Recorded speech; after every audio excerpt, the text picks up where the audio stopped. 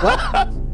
No one could see him at home, but Mathis, I think his microphone was in a different position because he lunged forward to do that. I did. I lunged forward at it. That was crazy. Okay. Welcome back to Minisode 121. You don't even know anymore. You're not even counting. I don't know anymore, dude. 169. We're here. Not yet. We're not there yet. I'll know that. Okay. I'll know. Okay. Bye, Oliver. Okay.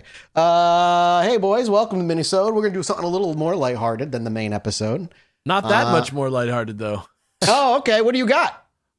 Well, this is interesting. Okay, so last August, in Ingolstadt, Germany, there was a body of a young lady found in a Mercedes. And this victim was remember this. This victim was identified as Sharaban K. She's like a Iraqi German person from Munich, 23 years old. She's a beautician. And her family identified the body and everything. But the next day there was an autopsy and it turned out that it wasn't Sharaban K, but was actually this other person named Khadija O, who's an Algerian beauty blogger from like a state over, who's also 23 years old. They both have long black straight hair. They have really similar complexion. They both wear similar makeup. They looked quote strikingly alike, according to the police. And so because of that, the German press has started calling this murder the Doppelgänger murder. And basically, this girl Sharaban and her friend were detained in August, and the authorities didn't talk about why until this week. And this story is from The Guardian on Monday. Where is this going? And basically, they say that this woman, Sharaban, contacted several women who looked like her on social media under numerous aliases in the week before the murder, trying to like lure them to meetings. And finally, this girl, Khadija O, agreed to meet, and they said it was like a cosmetic brand deal or something like that. And so she went to go get it, and they picked her up from her apartment and murdered her in the woods and stabbed her 50 times in the face to mess up her face so that doesn't look like her? Yep. And whoa. So God damn. Then they took her into the backseat of their car, drove her to Ingolstadt, parked the body in her car, and then her parents found it after looking for her. And they issued arrest warrants this week, and they face life sentences. Apparently there was some sort of family drama, and she wanted to fake her death for some reason to get out of... So she went to go look for... Wow, dude. That's fucked up. She found someone who looked like her enough that her own family identified her as their relative, in order to escape whatever drama was in the family, so that her family would like think she was dead and get on with it. Wow, my God, that is no joke.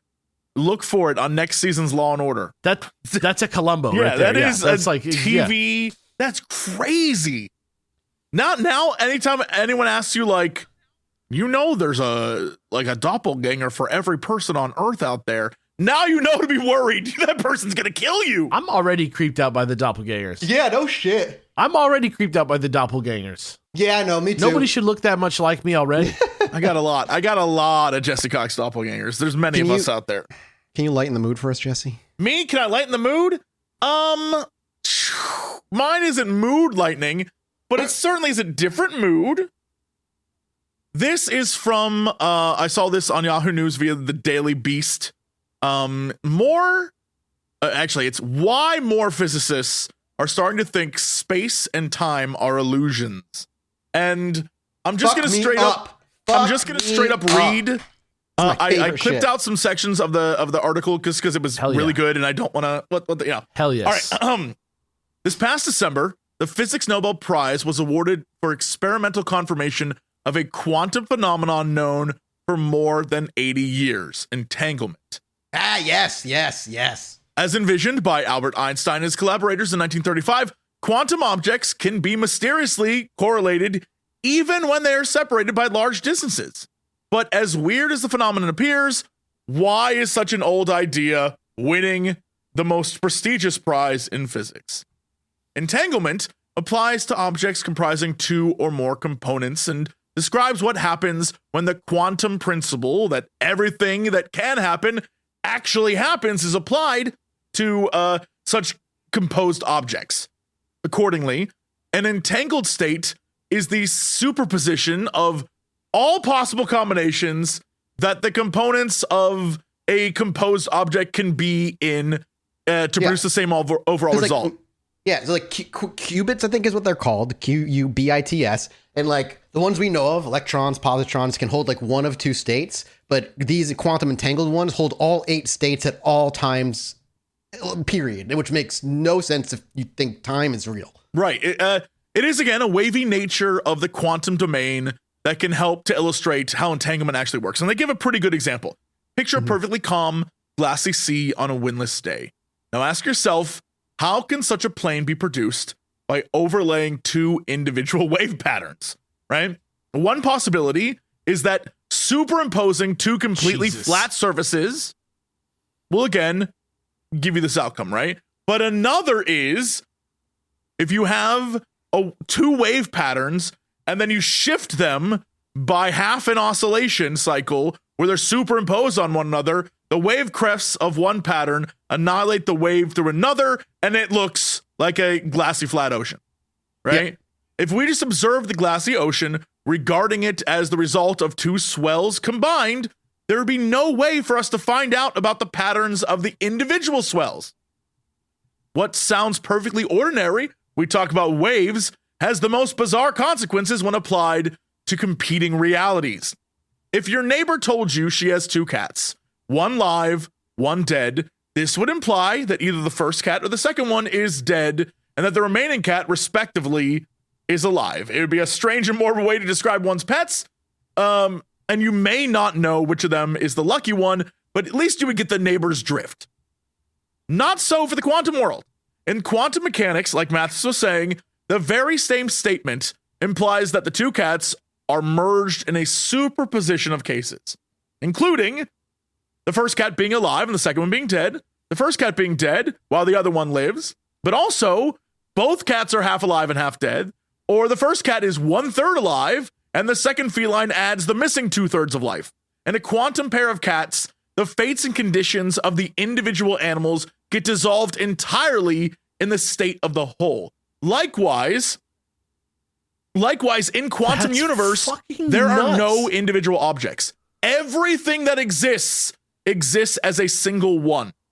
Which builds into the idea that we might all be one fucking consciousness experiencing this version of reality, which is a physical 3D version, the only version we can experience, while other versions are happening at all times on top of us. Not to hype up Dead Space more, but that is kind of a plot in Dead Space as well.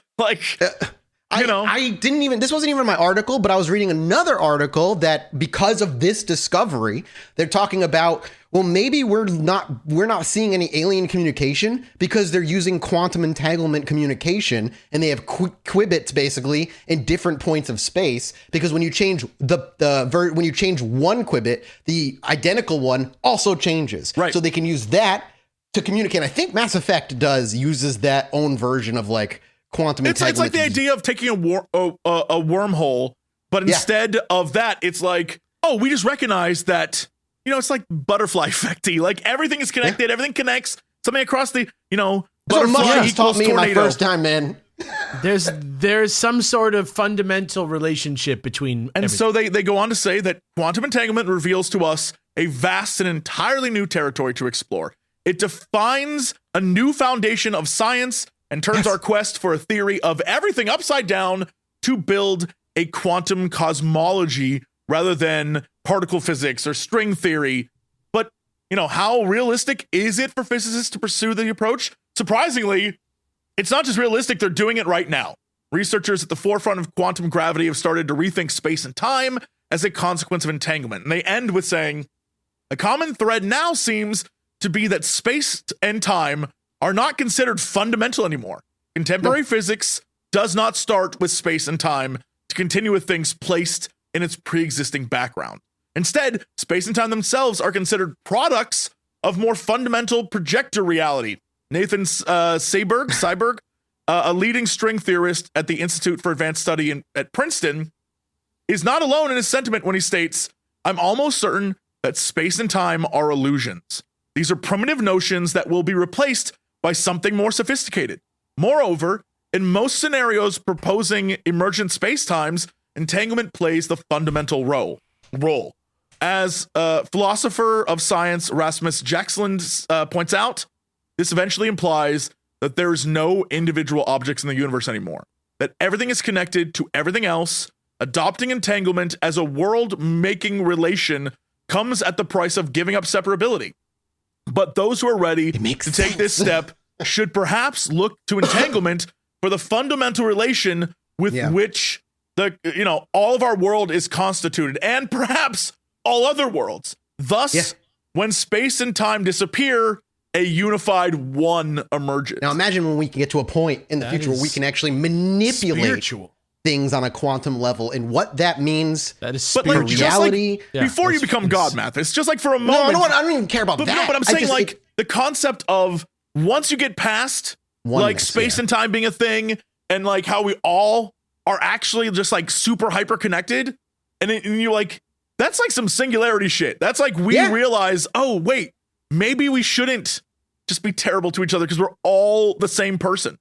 Like we're all each other. What if, like the theory that what if we're just a consciousness experiencing itself on a fundamental like physical plane? Maybe, like it implies that like reality itself could be any version of things, and we're just stuck in this version of physical reality. What's that Disney movie with all the people in the head? Inside Out. Oh yeah, Inside. That movie. Out, yeah. What if we're all just head people? Right? I mean, it's like a big cosmic brain. We're all just in some weird head. But also, like, the idea that this is real, that, like, this quantum thing or oneness is real, it also plays into what we talked about last week on the Minisode that you brought up, Jesse, that, like, what if all these weird phenomena are all one thing? What if it's all part of this just giant existence of reality, and reality just has different levels of existence? It makes it easier. Like, you always try to look for the simplest explanation, because usually it's correct. And it just makes it easier to be like, what if all the things we're seeing is just like the reality on top of us? Yeah, just melding in. And that's it. It's that simple. It's like, that's it. And if we are truly connected to everything, it also would play in the idea that they use us to come into our reality because they're manipulating some things on a quantum level. Positively horrifying. I love that shit. That's so exciting for me. I don't think that's like scary. That's I think amazing. I love the idea. This is the problem. This is why I'd be super dead in Dead Space. I'd be a cultist 100%. Sure, yeah. Like the idea of it, I'm fascinated. I'd be like, I have to know more. I have to know. Like, take me down this, and then then I'm dead. I'm a necromorph. But if it means down the hall, if time and space don't exist, do we, then leads, okay, are we, everything happening all at once at all times, do we go through this experience endlessly then? Are we ourselves endlessly? Maybe. I mean, like, maybe life literally is you consistently just exist in this one reality. Exist and over. Like, who knows? I mean, again. Yeah. That's so fucking humbling. Like, time and space isn't a thing. It's just. It's not real. Everything is entropy. We judge everything by the fact that everything decays and goes away. It's the like a core concept. And that's time. But in space is so interesting in that it's not that planets are far away from each other. It's that space in between is growing, and getting bigger, and it's not the same. It's like it's different. It's like how do you even? But it's also trying to discover what that space like. Space is filled with something. I'm gonna go take some mushrooms after this. I think we don't know what we call stuff dark matter because we just don't like. We don't know what it is. And 95% of the universe is supposed to consist of dark matter. Which is like, yeah, okay, all right. What the fuck? Oh man, I love it. I love it. That hypes me up so much. I love this shit so much. All right, boys, we'll wrap up with Bigfoot watch. Here we go. Yeah. New photo of Bigfoot surfaces from somewhere in Washington. I'm going to go ahead and link you the video. It should be timestamped. I can't wait for this. Here you go. Okay. And it's just going to be a guy talking on a bad microphone. You can mute it. He's talking about it, but that's the picture. That comes from a guy who was pretty good. He was fishing on a boat and he saw it on like across the river, And so he snapped a picture of it as fast as he could. And that's the evidence that this photo comes from. It kind of gives me Patterson Giblin vibes a little bit. Yeah, a little bit. It's got like monkey face on there, though. Yeah, no video of it, unfortunately. Just this photo of it. And as always, it's not a phenomenal looking photo. It's not exactly. But of all the things, like, of all the man-made costumes, I would say it's the most like high quality movie. Well, I love the vibe of it. Yeah, it looks like very much like what if we all just like made one. If like the thing about like you believe in something and it exists, then like it's real. Yeah, like that is the vibe of this Bigfoot. Mm-hmm. It's like very like generic Bigfoot. It's the zeitgeist Bigfoot. Yeah. I'll take that. A little bit of info on it is this photo of this dark figure that's looming toward the camera. Is difficult to discern facial features, but the man Ron, who provided the photo, did not provide any additional details about the sighting, though he claimed to have heard mysterious tree knocks as well as eerie talking that he explained sounded like gibberish during his visit in the area. And some have suggested the oddity in the picture could be Sasquatch, maybe of the juvenile variety. However, more skeptical observers argued that the photo is either a well-crafted hoax or simply a trick of the light and shadow. My favorite part is that if you look at it, it kind of has like a Dr. Zaius face. It has a little bit of Planet of the Apes. Yeah, it does have a bit of a Planet of the Apes kind of vibe. Mickey Mouse face vibe. If you guys want to look at it, because I probably will forget to put the link, all you got to do is Google Bigfoot photographed in Washington State. It should pop up. It's from January 13th. You can go to Coast to find it if you want to, which is where I get a lot of my Bigfoot sighting articles. Well, of course you do.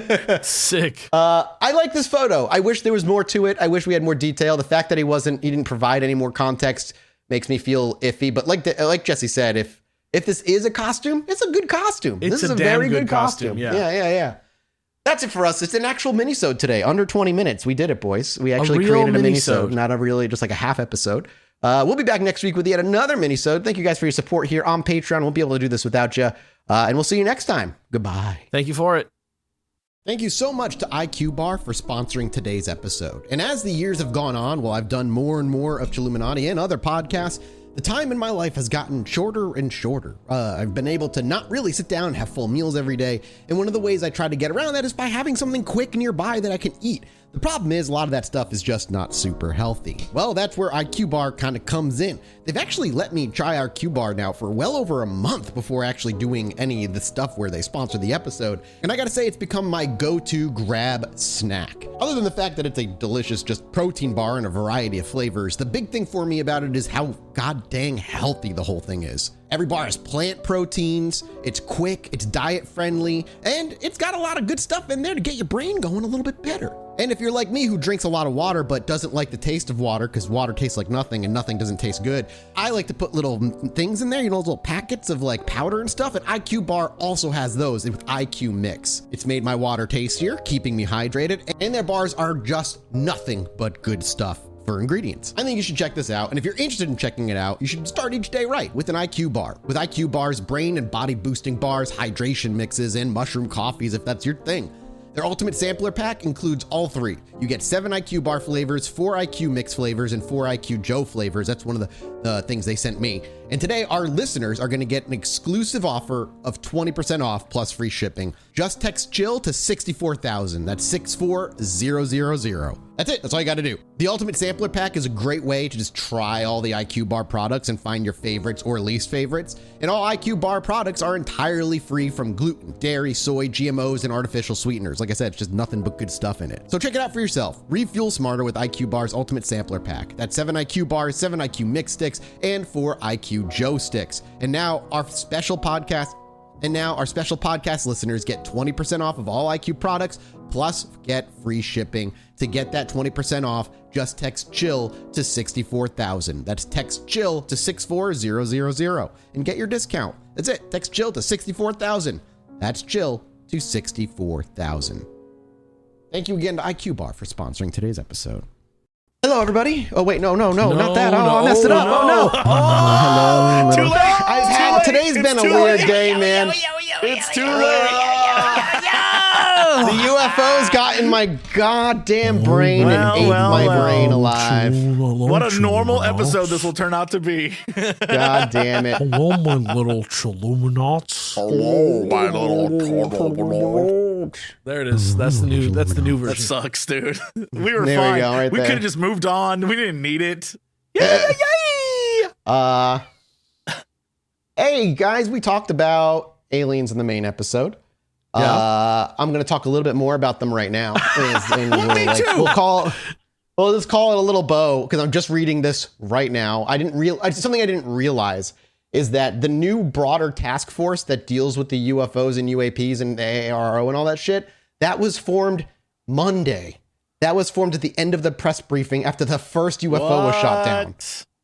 So what the fuck? Like, what the fuck? At the press briefing on Monday, Kirby announced the formation of a new task force which will, quote, study the broader policy implications for detection, analysis, and disposition of UAP that pose either safety or security risks. That was announced on Monday. Just give it every element time of the that it government needs. will redouble their efforts to understand and mitigate these events. The forthcoming UAP team will reportedly consist of representatives from an array of government agencies, including the FAA, Homeland Security, and Department of Defense. This seems good to me. Yeah, that was on good to Monday. me. That was made on Monday. That is good. It's just like, again, what they say publicly and then what they do by passing laws in committees that nobody talks about just don't coalesce. Anyway, I'm going to say what I said. I'm going to say what I said up. last time, which is just like the victory is that they did make a committee. Like, like they saw the thing and then they went, let's make a committee. So they did. That's good. Let's future-proof this as well. Hi, everyone. This is Jesse from the past. You're listening to this and you're not on Patreon. First off, shame on you. Shame on you. But second off, what Mathis is talking about. Remember that time where there were like balloon things, but weren't balloon things, and they flew over the U.S. and we all forgot about it by now? Because it's probably, I don't know, December 2024 when you're listening to this. We're already probably part octopus man now. We're probably full alien now. Cthulhu has risen. We are all mindless cultists. Yeah. So just letting you know that's what that was about.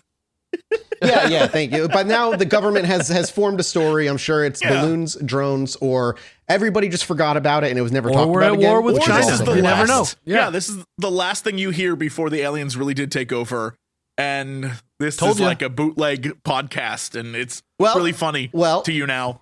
Told you so. Ironically funny because we're slaves. Let me give you this from a Hill article just an hour ago, Alex. Okay. On Tuesday, Kirby said there have been no indications thus far that the 3 objects shot down over the weekend were connected to a broader Chinese spy balloon program, or that they were connected to a foreign intelligence gathering effort. Right. 100%. But there's no connection. That leaves. It seems like the reason is because they haven't seen that shit. Or something else. It just seems like the reason is they don't can't have get the debris because the debris were shot down in unfavorable weather conditions. That's rough when that happens. I hate 3 when of them. that Just bad weather, man. Bad weather. We couldn't get them. The weather was bad. It's been bad. It'll forever be bad. That's such a bummer when that goes down like that, isn't it? It just doesn't help anything. Rough nuts. Take it away please just take this away. I got you, from me dude. so I want to do aliens too. Mine is also about a former episode as well. And it is super interesting because I want to talk about the Fermi paradox once more. Yeah. Because we have an update. Although this has been sitting on my computer for some time, I figured now would be a great time to talk about it. I love saving up articles just in case. This one's from December 2022. It is from the Astrophysical Journal.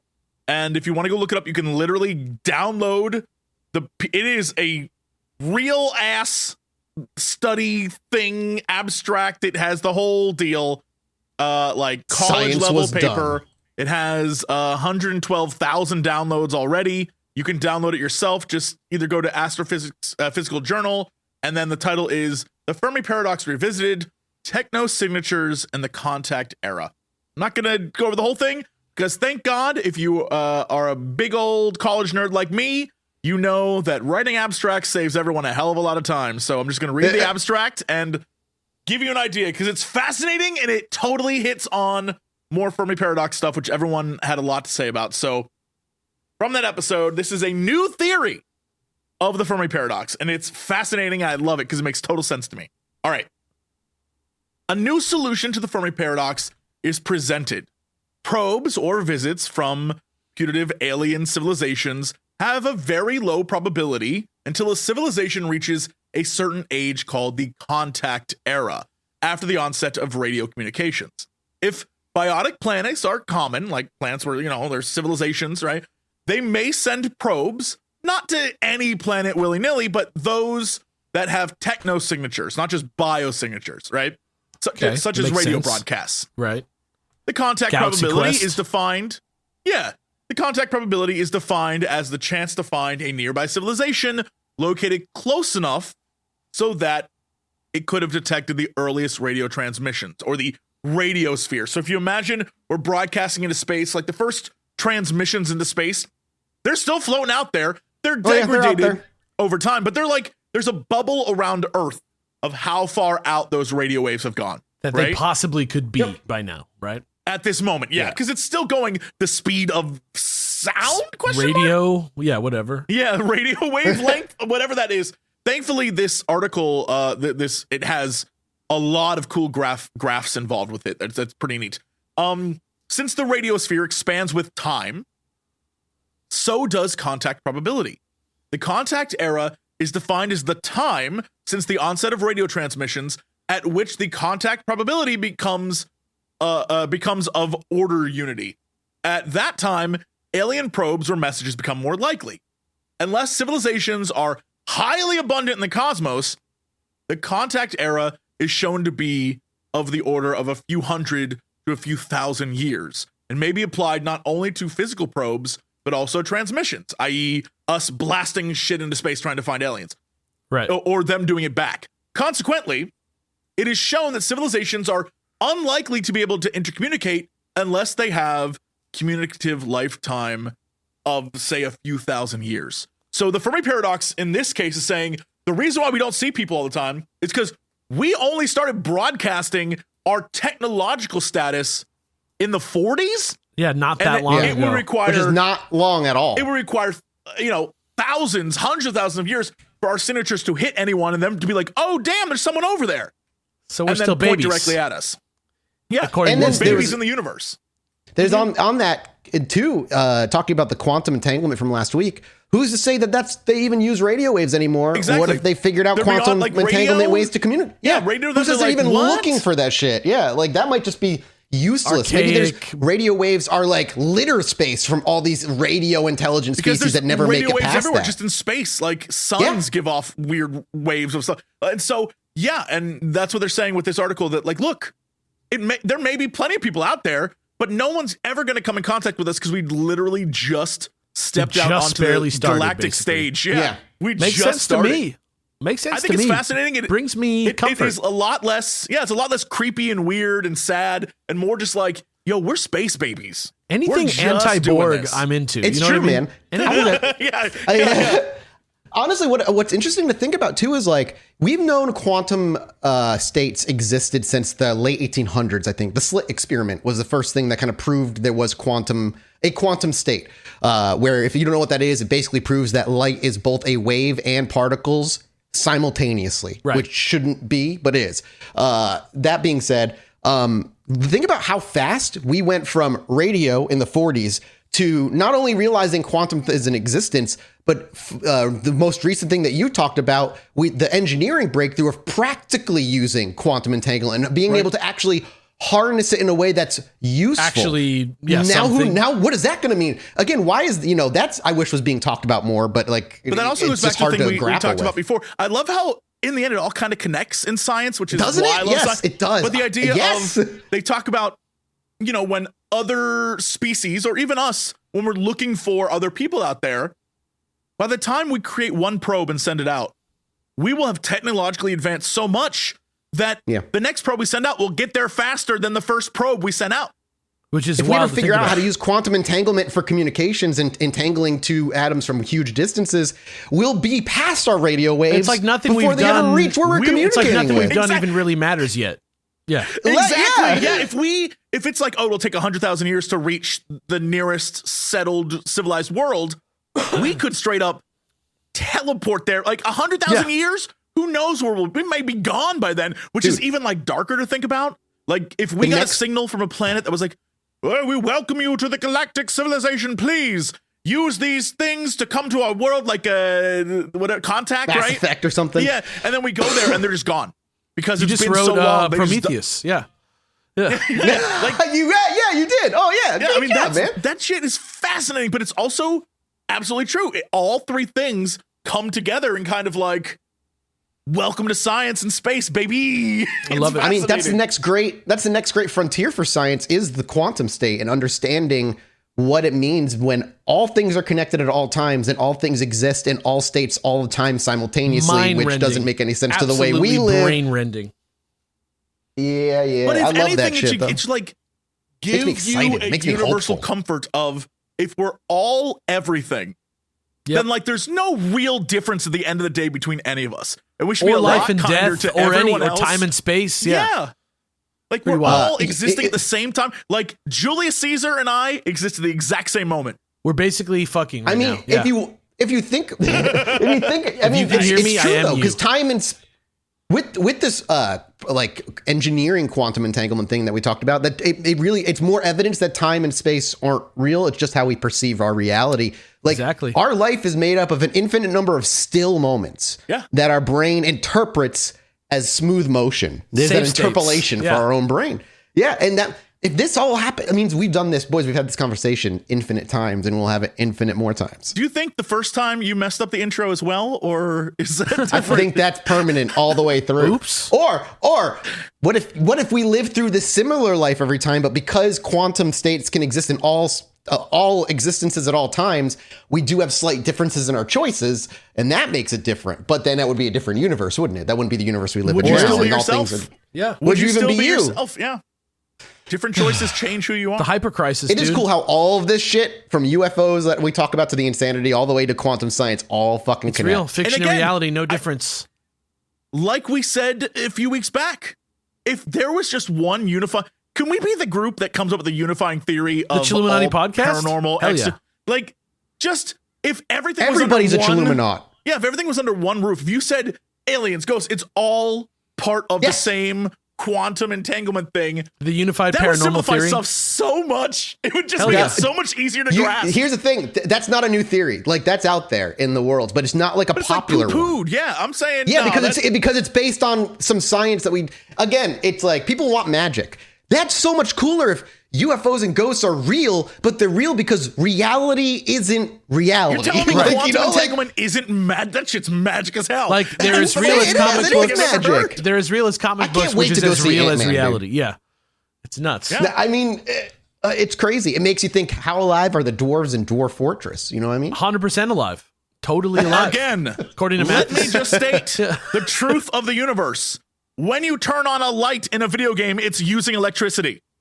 Just like a light in real life. Just like think about it, man. When the AI is making they're only decisions, singing half of the time. The other half of the time, they're breathing in, man. Yeah, how crazy! Oh man, I love this shit. No, it does bring me comfort though. Like I know some people, it's like existential dread, but honestly, it almost makes everything make sense. It's like this unifying truth of just. This is it, man, and you're going to get to do this probably either infinite number of times or you only get to do this once, but everything's connected. You're never really gone. It is like borderline the Force. It's like every Final Fantasy game's end where it's like the live stream. It's like it's in our soul. People know. It's pretty chill. It's you pretty just know. chill. Dude, I want to kind of quote a commenter that on the YouTube video goes, basically he's like, I hate all this quantum shit. All you're saying is stuff that people who ate mushrooms in the 70s figured out a long time ago, and it just sounds stupid. And I'm like, no, it just means the stuff that they were talking about is real, which is even weirder. Like that's a weirder thing to think about. That science on and like saw the universe. Science has always been the wildest trip of all. Yeah, don't even trip. Yeah, right. Oh yeah, man. I'm so excited all of a sudden. All right. Speaking of civilizations or life forms long gone, hot out of New York, ABC News. I told you there's a mystery, an archaeological mystery going on in Kenya right now. Let me tell you what's going on. Kenyan dig site, they found some old stone tools. And these stone tools are tools, there have been older ones found that are like from before our Homo sapien ancestors that were like way simpler. But the ones that we're talking about today are called the Oldowan tools. And they were found they're about 2.9 million years old. These are the toolkits that are all across Africa over 1 million years of time. People were using this, where you hold a rock in one hand and you hit it with another rock and you get the thin little blade that you use to do pretty much everything. And the main thing that these tools that were found were used for in Kenya was for butchering butchering hippos for hippo tartare. So for cutting up hippo meat. So the thing that's crazy though is that at this site where they found this, they also found 2 giant fossilized teeth that weren't from the human ancestors, but rather the large-toothed, small-brained Paranthropus hominids.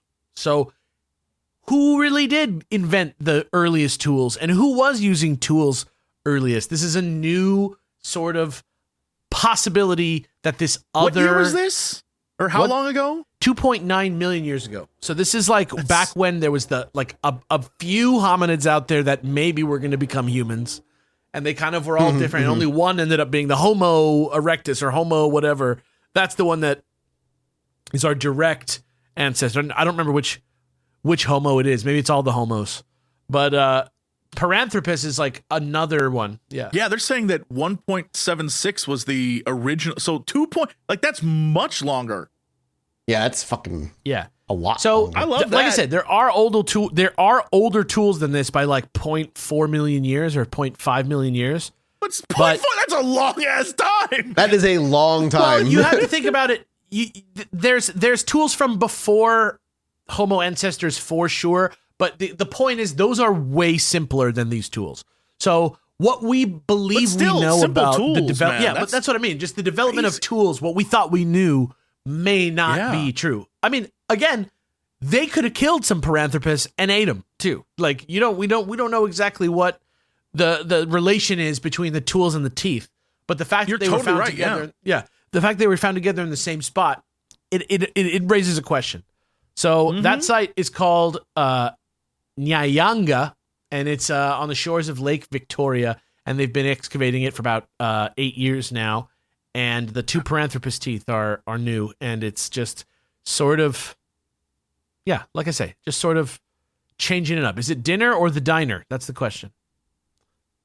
Vibes. Dinner or the diner? Good question. That's what somebody said. Where did they say it? I read that earlier. Dinner or the diner? Schick from the dig crew. Thomas Plummer and Schick from the Queen's College, the City University of New York are the ones doing it. Kathy Schick works at the Stone Age Institute in Indiana. Yeah. Those are the 2 people talking about this. That's cool. I love this. It's so fascinating. But it also just goes to show you that, like, again, I love alien talk. I love it. But even my dad says this stuff, which drives me crazy. It just goes to prove that, pyramids, giant buildings in the past. Oh, yeah. We had the tools to make that stuff. And the time and the people to spare, apparently, because, like, yeah, we were pretty technologically advanced for, like, dudes in a cave. It's fascinating stuff, man. I agree. It's such a huge building block of our story of ourselves to be changed. Yeah. Yeah, agreed. But that's my story, and I'm sticking to it. Hey. Oh, boy. Yeah, I hate that shit. Those like pyramids were built by aliens. Like, no, humans are genius, man. We figured it out. It was done with slave work and like the lives of the poor, but they figured it out. The more interesting stuff is that thing I think you brought up in a minisode a long time ago, Jesse. Wasn't that like the weird stone that was cut perfectly? That was like in like cut in a way that was like the hardness was insane. There's plenty of that, and it does bring up a lot of questions. But the thing is that a lot of the tech that they used was things like, the same reason why water cuts a certain way. Like when you see people use high pressure water, or people that will take knives or different things and sharpen them. There's all sorts of way to do stuff with just natural means. We just don't know how to do it because we found better ways that are easier, and we kind of were like, well, there's no reason to ever go back and learn the old way again. And so it's kind of true. I don't know, man. It's very fascinating because we're in that weird place where it's like, where are we headed? Where have we been? And we're finally starting to ask questions. We're finally starting to like really consider stuff and not just be in that kind of dark age place where everything is philosophy. This is the reason why, because some dude told me why. You know what I mean? Yeah. And those who didn't only just had philosophical thoughts that were a lot of them pretty interestingly on target in certain ways, sure. As the future and time panned out. Yep. All right. Well, that's it for us, everybody. Thank you guys so much for listening. And thank you all so much for supporting us over at patreon.com/Chilluminati Pod. It's our 5-year anniversary. We're going to go celebrate by hanging up on each other and going to do other things. Going to sleep. All right. Thank you. Goodbye. Goodbye. Bye. Going to bed. Goodbye. Hello, my little Chilluminauts. And welcome to Minisode. I'm not okay with this. Minisode 125, I believe. I don't like it. It's weird. It's good. Ooh, no, it's very weird. We're using a different program today, and Alex is a lot crisper, and so like seeing him hovering over his mic, ready to like inhale it. It's very. He does kind of look like some sort of gargoyle perched over his microphone. ASMR. They're great. That's my teeth clacking together as hard as I can clack them without splitting them in half. Oh God! Oh God! That's like the worst thought in the world. It's terrible. Be careful. Oh God! I'll do it again.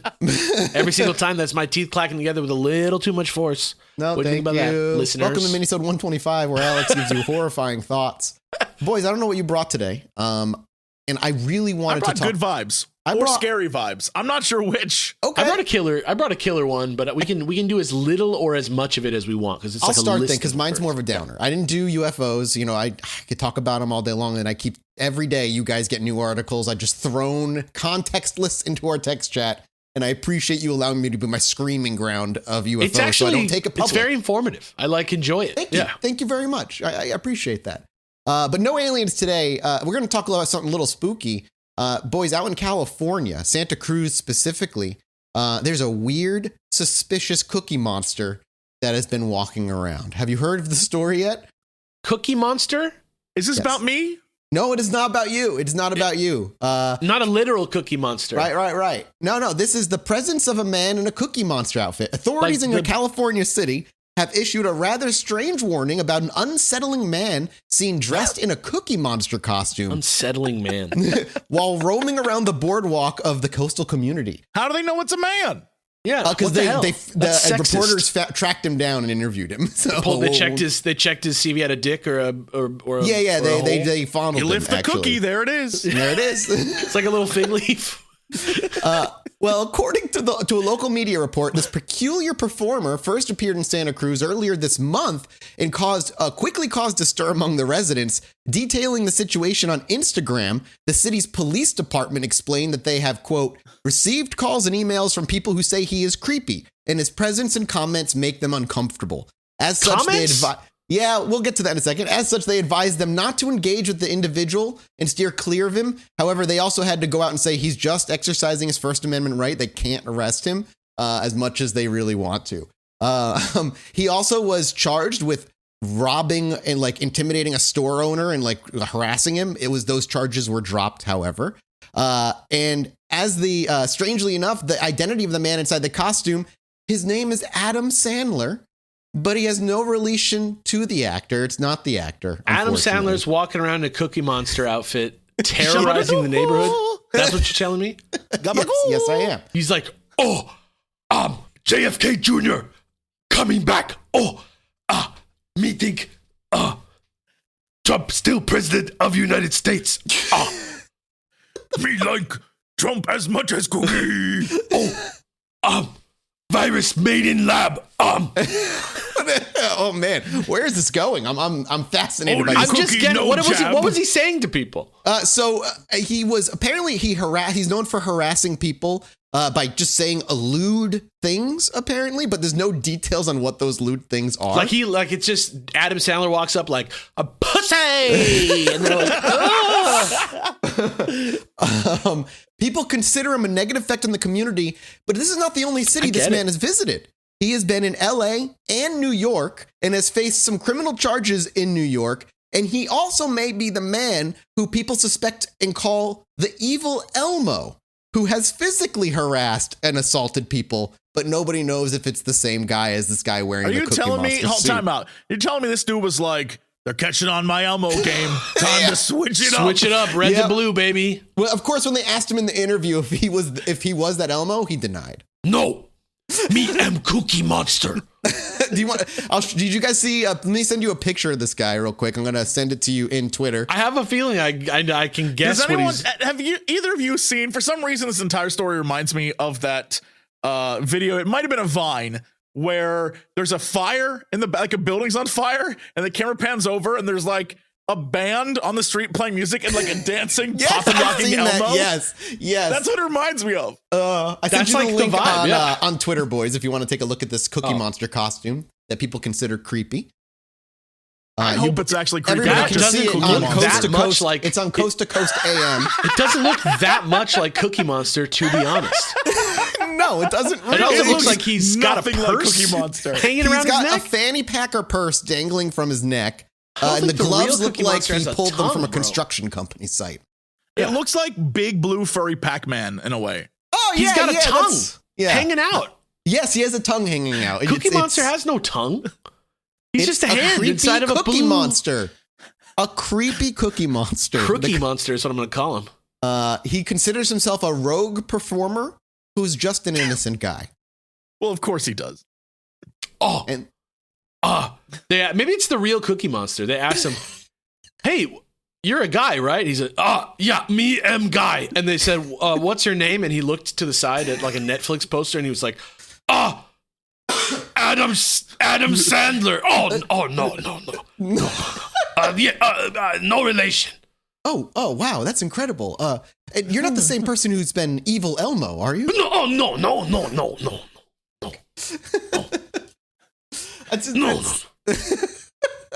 This LA Cookie Monster is incredible. No. I can't wait for this minisode to go public because I want to see the reaction to this. I'm just having a good time finding out that I have a decent Cookie Monster impression. Yeah, it's a good bit. Yeah, man, it's a good bit. That's it. That's all I brought to the table today, gentlemen. A break from the UFO insanity because I'm going insane if I keep thinking about it. You are insane. That's true. I keep the show rolling with some UFO insanity right here that I have for you. No, this is like the old school UFO insanity. So I'm on Mysterious Universe again, which take it for what it is. It's you can like it or not. I don't care. It's a weird. It's a weird vibe over there. But the website does post good, interesting things about weird things that are going on. And this article that they've posted on March 1st, Nick Redfern posted this.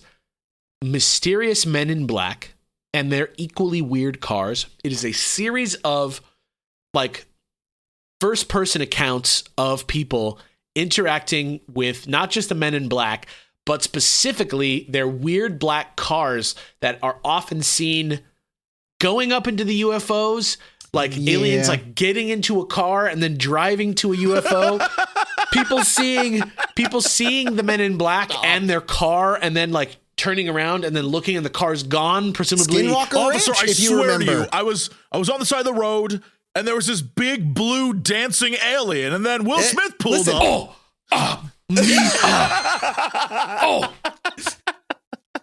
Me no alien. Me, Will Smith. Oh, no, I did it again. Me did it again. Oh. If you remember the Skinwalker Ranch episode, there was that whole like weird Men in Black car with dudes in it that kind of came out and then disappeared and like, what the hell? Yeah. I have. Did you like that explanation, Jesse? What the hell? Loved it. Great. What the hell? That's all I got, man. I have a little quote here from ufologist Tim Beckley. Do you know this guy, Mathis? I know the name. Yeah, I'm more of a Jacques Vallée man myself, but I get that. So here's part one of it for you to read, and then I have a little bit more I'll grab in just a minute here for you. I remember one incident where I was lecturing, and a gentleman, a professor at the college where I was lecturing, came up to me and told the story about how he was driving outside of a town in Michigan. It was rather late at night, and he saw these lights in the woods. He pulled over, and there was no other traffic coming in either direction, but there was already another car parked at the edge of the road. He described seeing some sort of ship in the distance, a UFO. A group of human-like aliens got out of the UFO, walked to the car, which was a Cadillac or something like that. He watched them and could see they looked human. They just got in the car and drove off. But then, a couple of weeks later, he sees one of the same guys in a supermarket. These reports sound far-fetched, but there's so many of them of what seem to be aliens being able to move among us.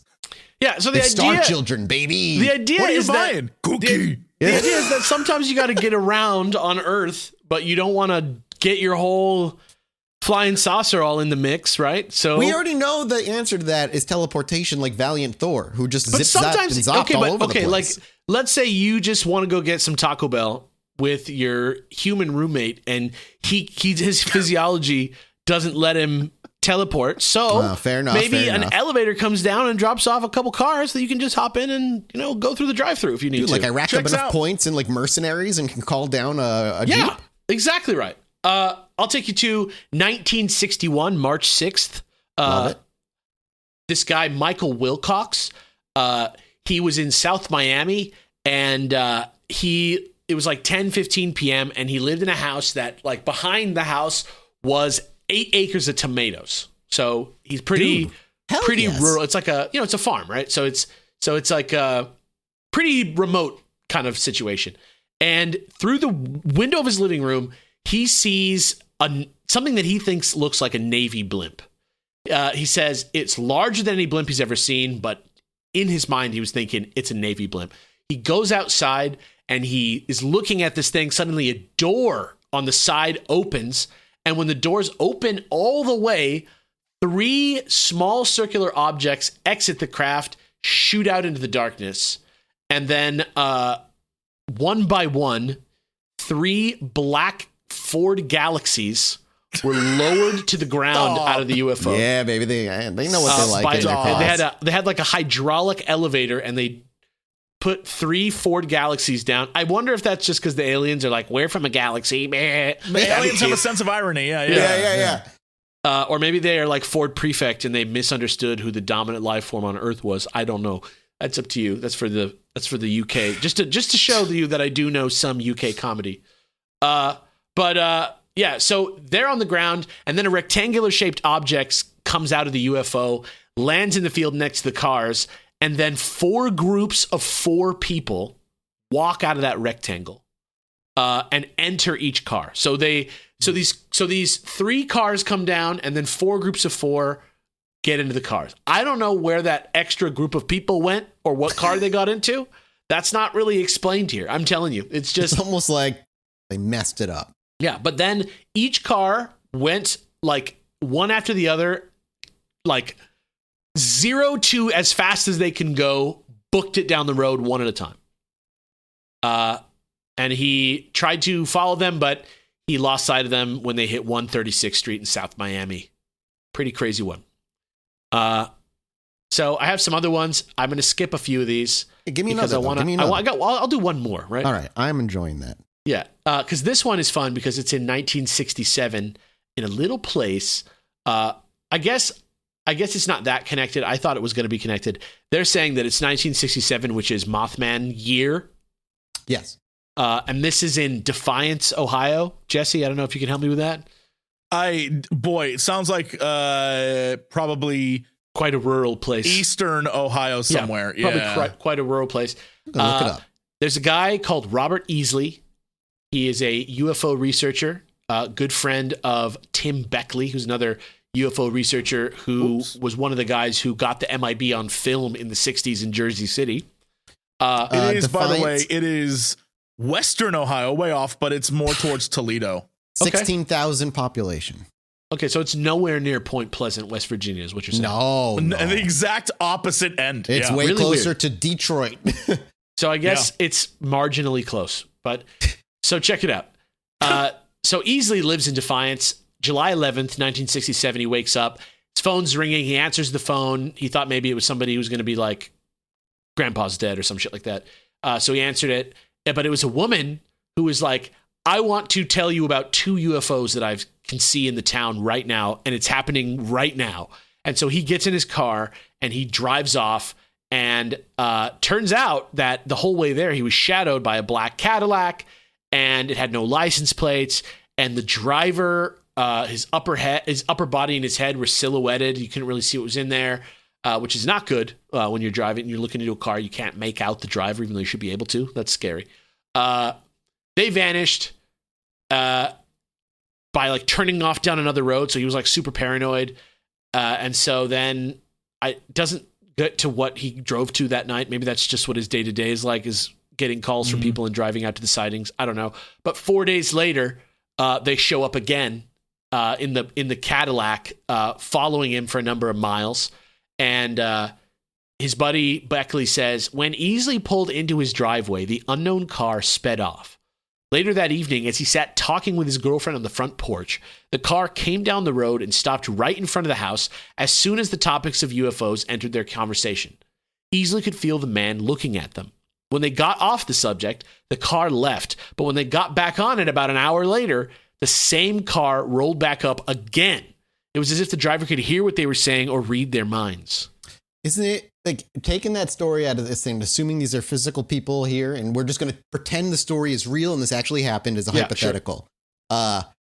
It makes no sense why they would do that if they're just like if they're whatever. But if they're part of the phenomenon that is seemingly everything, and that is like that's the problem. You can't. No, but like they are part of that, though. They are part of the alien. They are synonymous with aliens. Whenever they show up, it's because of UFOs and but people saw something. That line of thinking is badonk. The idea that doesn't make any sense unless it does. They are the but if we're that goes with the theory though that like we're drawing them in with some like psychic energy. Like we're the ones pulling them in. They're like some sort of. So it's just like it's how our brain filters them into our reality, and we see things that we recognize but are just off. You give our brain too much credit. In your world, Mathis. In my world, where we're pretending this is a real. Yeah. I know what you mean. Like, are you imagining that maybe like somewhere out of their sight, this car is like materializing like much nearer? It's not there, or it's inactive, or like it's simply coming into vision when the consciousness pulls it in. It's all part of like if you look at it that way, like you would look at a UFO. It's all part of that. Like it's almost teasing you. Like you still can't explain it. Nobody's gonna believe you. But it's almost like, see, we're here. Hey, it's like the agents. What does it mean? Yeah, and then from the Matrix. Like what from the Matrix? The agents. Yes. I guess in a weird way. They like something, you start doing something. Yeah, and they show up. And then suddenly they're like, they've been there somehow. But they're almost like they're so much more passive in like our quote unquote world. Like it's just weird because what they do doesn't make sense. And they do when seem they to do terrorize quite a few people. When they do interact, they act weird. They don't look like they actually have lips. Like a lot of the time, they have a weird, funky smell, which often accompanies gray alien encounters. So like, there's a lot there that we did 3 episodes on way back in the day that I just like, yeah, sorry. But I love that topic too. It's all in that fucking world. Yeah. So I just thought it was interesting that the Men in Black's cars were something that there was like many. The galaxy bit is hilarious, dude. That's like real funny. That's what it is though. Like if that's what the public consciousness believes Men in Black drive, then that's why we're seeing it show up every time, like a black, not necessarily a galaxy specifically, but that similar looking like black low riding car, like that longer, older model Cadillacs. Yeah. Dale Cooper. It's why like the UFOs have sort of changed as our understanding of them have changed. People used to see those big unknown blimps and things that didn't make sense. Well, you can look at other countries and you can see that even culturally there's like different UFOs. That's the other thing too. Like Japan's UFOs have like udders.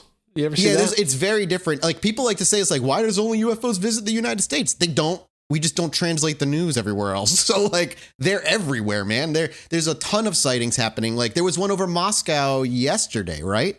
That was like they had to scramble jets to scare off. There was like a freaking UFO that was spotted. It could be a drone, obviously. Remember the one that I did where they were like the alien jizz fell out of the sky and they like put it under a microscope and shit? Yeah.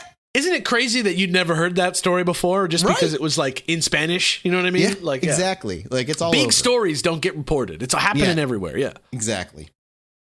Jesse, take me out of Crazy Town. In fact, I'm going to take you further into it. No. So, I'm sure we've all seen the various, I don't know, like sci-fi movies or TV shows. There's even a Black Mirror episode about this. The idea of reliving the past and reliving your memories. Oh my God, that was the episode I stopped watching Black Mirror. I couldn't. Oh, because you were terribly depressed and it was. Yes, yeah. It fucking crushed me. Well, depending on how you view life, the past, the future, whatever, this might either be the coolest thing in the world or truly depressing to you. And we'll just leave it at that. God, here we go. WIST, W-I-S-T, is developing a smartphone app that can record unforgettable moments, just things on your phone that you want to remember, and then put that out into a VR headset and let you relive it as you were in the moment. That's like step one to that Black Mirror episode where you just record shit with your eyeballs. The program captures footage in 3D and then turns it into an immersive world that you then, through a VR app called Vivid, can then go in and, just like in a Quest VR, relive the moment. And the reason I know about this is because I saw a TikTok of a clip, and it was someone reliving seeing a baby. And you can see them in VR, like press play, and it's like the baby for the first time. And it is absolutely, it doesn't seem real. It seems super bonkers. It's absolutely wild. Sounds like a preem BD to me, Chum. That's insane. Me chumbas. And scary. Yeah, the technology lets you rewind, zoom, shift. It's through literally scenes. all that shit from Black Mirror. I hate it. And it all, you can look at your smartphone to see the thing, but really it only will record things you record on your smartphone. So it's no different than like, I'm recording a concert, except now the thought process is record the concert and the app records everything around you. So then you put VR on, now you're back in the moment again. Yeah. Which is taking it to that next level. But we're getting there. You're right. We're on the path to. I mean, doesn't with everything depress me. happening It just with makes AI me right now, and it just like makes me sad. It just makes me disappointed in people. Because I don't know about you, AI right now is fascinating and scary at the same time for me right now. Like it's something like I can't help but mess with. But also when I mess with it, I'm just like, this is scary as shit. Like, wait until the AI starts being able to make paranormal podcasts about whatever topic you want. I already had it write our script. Did you see the script? It had us each it one. was amazing. We should do that script one day. We just got it's quick. It's like a minute long. Through it. Yeah, it's so like funny. A minute long. Oh, it's so funny. But Jesse was like the skeptic, and like it had the tone. It picked it all up. I was like the custodian of the show. I was like, yeah. You were like, tell me some more interesting facts about that, man. Yeah, that's in the beginning you agreed with Jesse, and then later you're like, oh, but also maybe aliens. It was funny. What's fascinating about this though is the way they sell it to you as like being able to experience your life from the outside, like see the memory, and it always reminds me of the thing I think about every time I see like a concert. There's people all the time post like, I went to this techno concert, techno. I went to this techno concert. I don't know what they call these days, or some type of rave. But, yeah, like, and it's like an amazing intro. Like I watched one where this guy's like, it's all the Emperor and the lights go like red every time he's like, yes, gets ready to rock or whatever. And I keep thinking, everyone's sitting there filming it and like, all these phones are out. Yeah, nobody's in the moment. And in my mind, I'm like, I would be so in the moment. Mm-hmm. I wouldn't think to pull my phone out. And that's what upsets me is that people are so busy capturing stuff for others or for themselves in the future. They don't take the minute to just sit there and be like, this is amazing. Yeah. Imagine doing that with like a baby the first time. You're like, and your first thought is, I need to capture this so I can relive it forever. But it'll never be the same as living it in that moment right then. No. And you know what? People have gotten along just fine without having photo evidence of their moments in their life. And I don't think it's bad necessarily to revisit those moments in that way. I just think that if this is a finally moment for you, that you should maybe rethink your priorities. Yeah, maybe. If this is what you've been waiting for, what the hell are you thinking? Well, that wasn't as an upbeat ending as I had hoped, but thank you, everybody, for listening. The aliens, they drive around in Fords. Come on, that's good. No, the alien situation around the world right now is fucking making tight. Me crazy. Is that what you're gonna say? It's sweet. The UFO footage of the people from the plane just recording those orbs that one's moving back and fucking forth and shit. It's like, what is going on? Anyway, we got to go. I can't do this right now. I will thank you guys so much on Patreon for the support. We'll be back next week with a brand new minisode. We love you. Goodbye. Peace. Patreon.com/ChilluminatiPod. I didn't do it in the episode because it was a guest, but you're listening to it right now on it. Yeah. But eventually it's not going to be. Eventually it's going to be live. So, in July, you know what? This is for you guys. Touche. Right. Yeah, true. Touche. Little Chilluminati. Whoa. Welcome. Whoa, you swallowed that microphone. 126. You were like on that thing. Whoa. I felt it. I felt the pull. Maybe the bad thing. Thing. Welcome to Minisode 126, everybody. I don't know what you boys brought, but you probably know what I brought. So I don't. I got something about some mysterious events in a school. I'm in Egypt. Okay, I'm in Colombia. I'm in Baghdad, technically. Oh shit. Okay. Well, you guys are closer to each other, so one of you guys go. I got to talk about the Jeremy Corbell UFO stuff. I have to. So I want you to. This man makes me want to punch him in the face. It's like still a mystery. Listen, that's the thing that I hate the most. I know. Here's the thing. I understand Jeremy Corbell, first and foremost, is an entertainer. And for that, he's kind of appreciated. He's definitely brought more eyes onto the UAP UFO phenomenon than anybody else really has. Again, he was part of the 2017 video leak, amongst a few others. The Mosul orb was also due to him. But as an entertainer, he's a boy who can fluff things up a bit too much sometimes. And the other day, on his new episode of Weaponized Podcast, which is a podcast between himself and George Knapp. Sounds like a podcast from a video game that's trying to sound like a made-up right-wing podcast. Yep, I know. It's frustrating, but it's all about UFOs and stuff. So he teased that on the midnight drop, when the episode goes live, so too will new photos that will, of course, blow our fucking minds. This is going to be crazy. And though I really wanted to wait up, I'm glad I didn't. One, apparently the photos didn't drop until the podcast was done an hour and a half later. And two, the photos on first look, and still kind of are, disappointing as shit. I'm going to link you boys the actual website here. This is the weaponizedpodcast.com. My dude, first of all, said, show up for these pics. And then he's like, oh, actually, they're going to be at the end. So you might as well listen to the podcast because I got some new listeners. It's almost like, he was using it as a way to advertise. Yeah. I sent you the link in Twitter, but this comes from the Weaponized Podcast's actual website. It's their news, whatever. And basically it says, investigative journalists Jeremy Corbell and George Knapp attained and are revealing for the first time U.S. military filmed UFO footage from an active conflict zone imaged by the U.S. Air Force using a Reaper drone. So these images are off a Reaper drone. This UFO has been officially designated by the Air Force as a UAP, but it is not yet currently part of the active United States UAP investigations, seemingly due to obstacles of information flow after collection. The Department of Defense's AARO, that's the brand new office for UAPs, in case you don't remember, is now aware of this case. So what is this photo of? Well, the photo is from May 14th, 2022. The 6 images / footage that we're seeing on this website were taken north of the city of Baghdad, Iraq. The video is 7 seconds long, and the cylindrical UAP displayed in these, labeled the Baghdad Phantom UAP, is seen in transit under, quote, intelligent control and in controlled flight, moving a stable lateral direction across from the video from left to right from our perspective or anybody who's viewing it. How much distance are we looking at here? Let's see if we have that. So we know the imaging type is thermographic and forward-looking FLIR. We know it's the Reaper drone. We don't know like how high up it is compared to this thing. We don't know. Yeah.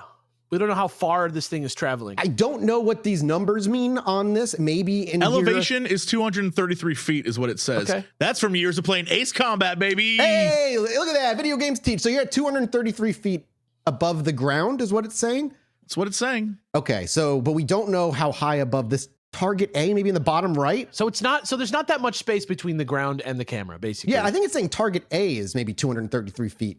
Elevation, the thing we're looking at, right? But that means we're if that's the target. Okay, well, I would imagine true. Yeah, fucking who knows? Well, whatever it is, it looks like the exact description of one of those like cigar things. Yes. Well, the little bit more information that they do have, and again, this is what they've been able to obtain. This is why Corbell infuriates me, because all this information is information that goes along from the Air Force, but it's not mind-blowing in the way that he always pretends it is. But this was this Baghdad Phantom UAP was not an isolated UAP event in this area in a 24-hour period. UAP consisting of various shapes were filmed during this UAP event series. So there's supposedly other footage out there that they have, not them specifically, the Army has or the Air Force. And corroborative data from multiple types of sensor data were used to document these UAP events, including thermal and radar. So they have multiple devices that are picking this thing up. And that's about all we got, really. It looks decent. It's not as good as the Mosul orb. No, definitely not. But the thing about the temperature is interesting.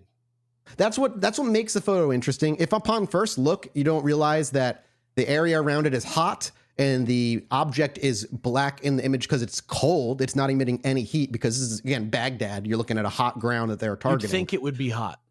And the trail behind it is emitting no heat. It looks more like it's a wake trail, people are saying. Does not have any like heat associated with it. Because my first instinct, and I think a lot of people's were, kind of looks like maybe a missile. A missile. Like it could be a missile. Or like in a video game when you shoot like a gas tank and it goes like, boo, and it like flies off on its own propulsion. Maybe something like that. Beyond just like armchair being like, though it's also not a missile because there's no heat. I mean, I'm sure there's missiles that don't give off heat are supposed to be like undetectable in a lot of things.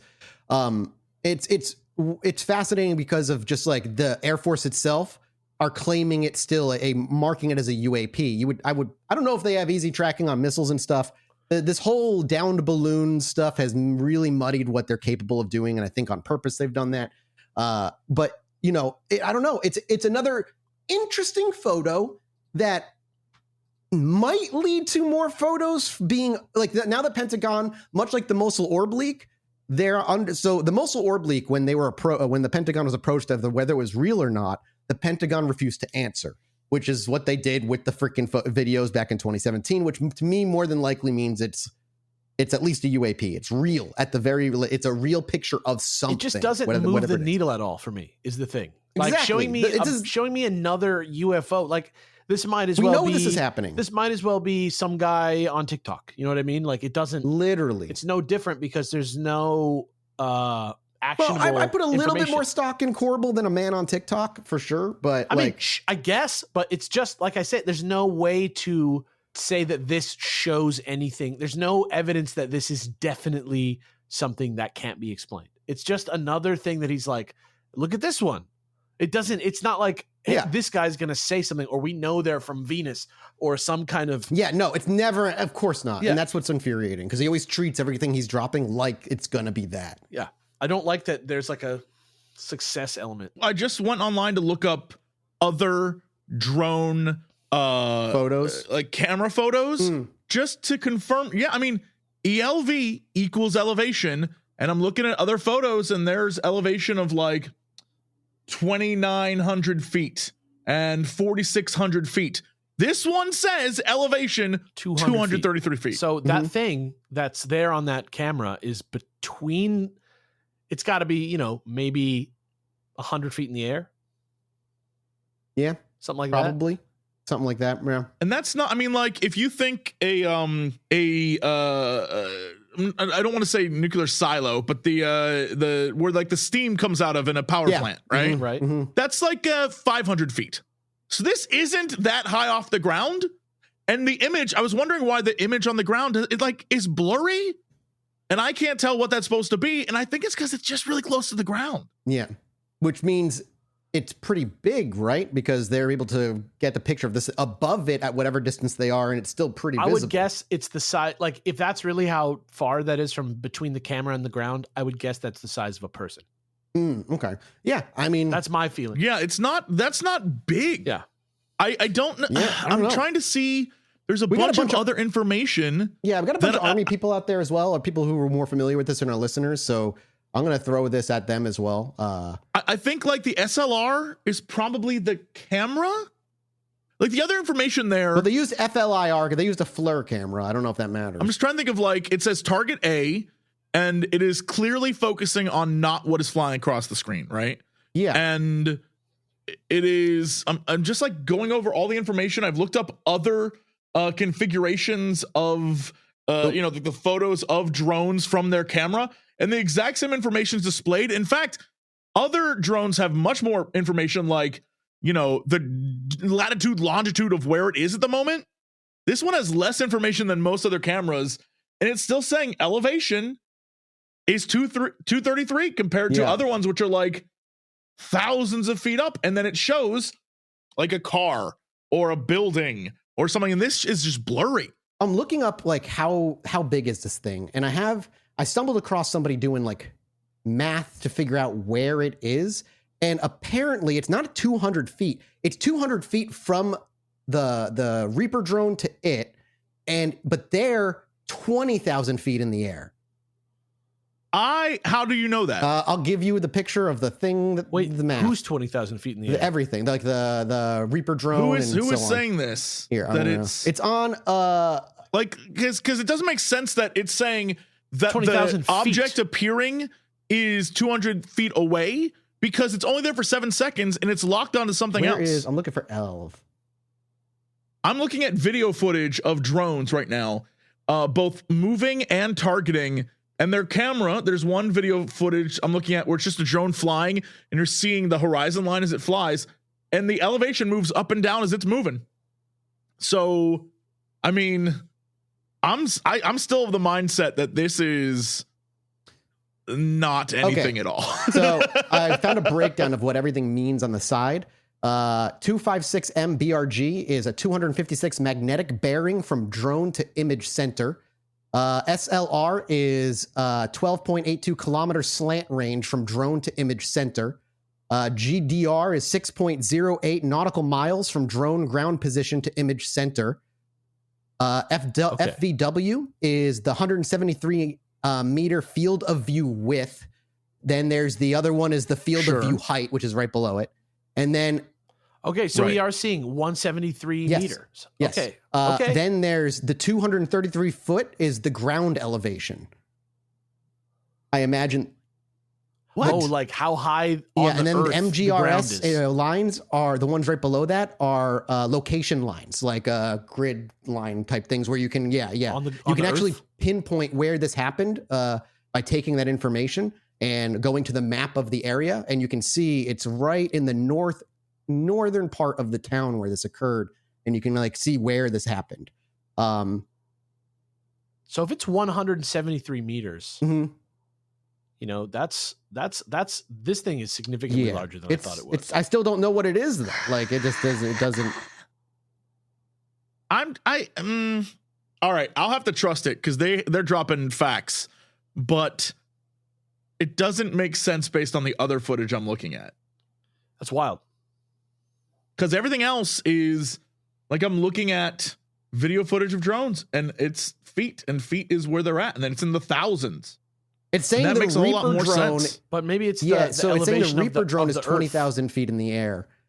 But that the ground that they're elevated, filming is 253 feet above sea level or whatever. Wait, whoa. Where do you get the number for how high it is? That's the elevation. It's saying that it's 233 feet above sea level. It's 233 foot ground elevation. Ground, you're saying. Ground elevation. Right. But I'm talking about the how high up the thing is. The drone. Oh, that's 256 magnetic bearing from drone elsewhere, to image center. Right? 12.82 kilometer slant range from drone to image center. 6.08 nautical miles from drone ground position to image center. 173 meter field width of view. And then somebody took that information and like, here, I'm going to show you what like the math that I don't understand. That's what I'm with you. Extremely educational. This is really interesting. Can I just save this? This is him figuring out the height of how high the Reaper drone is. Oh yeah, okay. So we got receipts. You got slant, range, altitude squared plus range squared equals slant squared. It's like your basic makes sense. I remember doing this sort of. So that's what the 6.13 kilometers, and which equals 20,000 feet. Yeah, because we have the 6.13. We know that. I mean that's just the math. I don't know what it means. I don't know. Yeah. anything other than what we're given, and we're left because Jeremy Corbell doesn't fucking explain anything beyond what I read you. So I don't know. That's where the VOIP, I have to just get that out of my system because I just don't know what to do with this information. Really interesting. I don't know what it means. I guess this must be like a long range, high altitude drone. Yeah, it's got to be like a Reaper drone. The other drones I'm looking at give you where it is. So basically, all the other drones I'm looking at have the exact same thing at the bottom, but then at the top they have the location. So the bottom is location of target, right? The top would be location of aircraft. That's just not on this footage. There is no location of aircraft on this footage. Are you looking at Reaper drone footage? Because there's so many different kinds of drones. Like, I don't know what's what. I'm looking at Predator drone footage I'm looking at right now. Doesn't look like that. It looks different. So it's a Reaper drone specifically, and I don't know if that matters. Good question. No clue. You're asking the wrong guy. Yeah, like how high can it fly? High. Really interesting footage. Really interesting information that I'm getting about how to read the chart on a drone. Reaper drones have an operational altitude of up to 50,000 feet in the air. Yeah, but Mr. Corbell it's not moving the needle in any way with this. Agreed. And that's why it's important. Well. I guess it's important to put these things out in front of people as we get them, if we can, right? But I don't like that his personal success is wrapped up in this. Yeah, it makes it annoying. I think that's super annoying, and I think that if the AARO is like really going to do this, like if they're going to actually resolve anomalies like their title says, they should be the ones in control of this type of stuff. They should be putting out press releases constantly. Which actually, I mean, we're not going to tangent too hard, but it brings up another thing that I has been brought up before in the past is like apparent, and this is all hearsay, so you don't even know if any of it's true. But another apparent big reason that like a big chunk of the government doesn't want to like release it is because there is a big chunk of the government that's very religious, and they see this shit as demonic happenings and don't want to like acknowledge it in a way, and they believe that it's going to bring like end time nonsense. Agreed. My hands are in the air too. I said take it with a grain of salt. So I don't know. I mean, I think it says a lot that we just spent the majority of our conversation about this topic trying to figure out distances and timetables and learn about drones rather than to decide whether what we saw was an alien or not. I think that sums up everything about because you can't make that decision without context to the photos. You just can't do it. It doesn't, but it's not even like an interesting, it's 6 or 7 photos and it's like a black line moving across it. Yeah, it's not like an arm grabbing somebody off the earth and taking it into a spacecraft or something. I agree. It's like you said already, Alex, it moves as a needle none. But it's out there and I got to just talk about it and I'd be done with it. Take it away, somebody else. Yeah. I got you. Gentlemen, don't know if you saw social media. It was all over it or the news or whatever. But guess what? The world of ancient Egypt continues to inspire. Last week, the Great Pyramid of Giza revealed another secret to the world. I know what this is. Apparently, I don't know, a few years ago, they first detected something directly above. So if you think about the Great Pyramid, there isn't like a normal doorway. It's kind of like up and above is the entrance, and the entrance slants down into the pyramid. Yeah. And above the entrance of the pyramid are sort of these chevron things. And up above the chevron, kind of in it, they discovered a passage. And they knew it was there. And because, for restoration purposes and for the purposes of not destroying the pyramid, they weren't going to just start digging around. So they waited until they could get an endoscope and sort of dig into it. And now they've discovered that, according to the video, there is a 9 meter, 30 feet long and 2.1 meter, 7 foot wide shaft. And it sort of goes inside of there. And they don't know yet whether it's something that was created to sort of redistribute the pyramid's weight or if it leads to a yet undiscovered chamber. Aliens, obviously, made these things. This is so interesting. Yeah. The best, here's an image for you that I think does a really good job of, maybe you can describe it to people. I'll throw it into. People forget what you can do with incredible amounts of slave labor. Oh, yeah. It's so fascinating. So you can kind of see that the entrance slants down. Oh, shit. But this thing is above it and it goes straight across into the pyramid. Yeah, it's like the attic of the pyramid or some shit.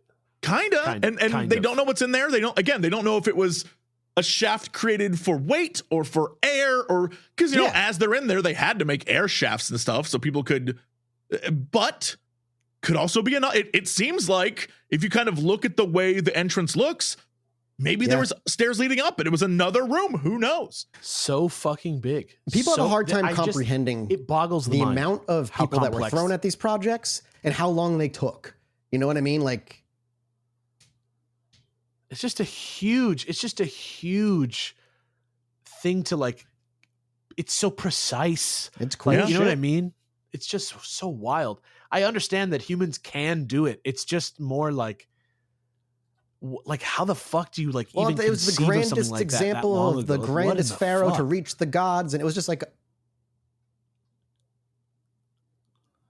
they were like, let's just make a big ass triangle. Like, it's just so mystical to me. I don't know. It's just wild. Keep in mind, the Great Pyramid is 146 meters high. And it was built in the 4th dynasty in like, I don't know, 2609 BC, something like that. So high up. It's so high. Impossible to imagine long ago. Yeah. It's like a Las Vegas hotel. Yeah, we're in 2023. And so 4,000-ish or so years ago this was built. We barely ever make shit like that. Yeah, it's nuts. And this is another thing that this is the second thing that they're trying to investigate, because there's another thing. Yeah, they found that corridor. Yeah, in 2017, they discovered another thing using, it's not radar, but it's like some kind of graphy that they have where they like, you know, sonic pulse the pyramid, and they discover new things.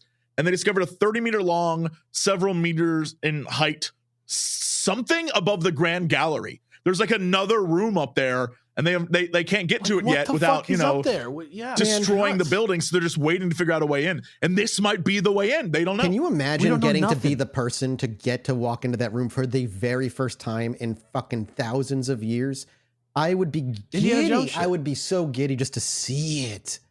Yeah. People were posting a lot of photos of things very similar to that. I saw someone posted a photo of like a tomb that was discovered. It's many years ago, but it was a tomb that's discovered, and the rope that was used to seal the tomb was still just there, like still, because, you know, the temperature and it was all sealed off. That's like 4,000-year-old rope. That's crazy. You get the snapshot at what people thought of this person or how they may have lived, and just a peek at what humanity was like and how similar they were to us in a lot of ways. The Grand Canyon. Yeah, man, it's nuts. Yeah, they get buried in the Grand Canyon. They have a guard that permanently watching. They found their way there, possibly. Yeah. That's true American history. It's amazing. And then John Smith of the Mormons came out with Jesus, talked about Jesus wandering America, and then it was just all different again. And speaking of things that may or may not be real, I want to talk about the Ouija board. Yeah. All right. Go on. Oh, that's trademarked to Mattel and Spirit Board, sir. You guys know what these things are. We have a custom one made for us. Everybody is very well. Yeah. Everybody's well aware of this. I'm just, the listeners, right? So there's these 2 schools in Colombia that there was like a bunch of students who required medical attention after passing out. And the quote says that, and this is from the El Tiempo, I think, paper in Colombia, in Pasto. It says there were 28 possible cases of anxiety in school students. Given the reported cases, a series of comments were unleashed in the community that, more than helping to resolve the situation, generated confusion and an adverse environment for our work. So there was a quote from somebody who worked at the hospital where the girls were taken. There's 28 of them. They were found in a hallway, and they were like fainting and anxious. The person at the hospital said, "I work here in the hospital kiosks every day, and every day I see between 3 and 4 fainted children arrive. I worry, and I go out to see why. I also have my daughter in that school."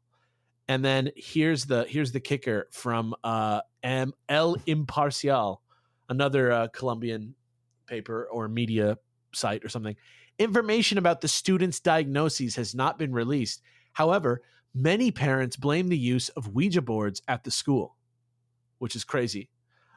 Just to hear. But then there is Director Torres at the school says that the Educational Institute also respectfully asks citizens to refrain from making advanced judgments and diagnoses on their own.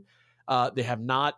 This article came out on Mysterious Universe on March 9th, which is today, or actually tomorrow, because I think they're on the other side of the world.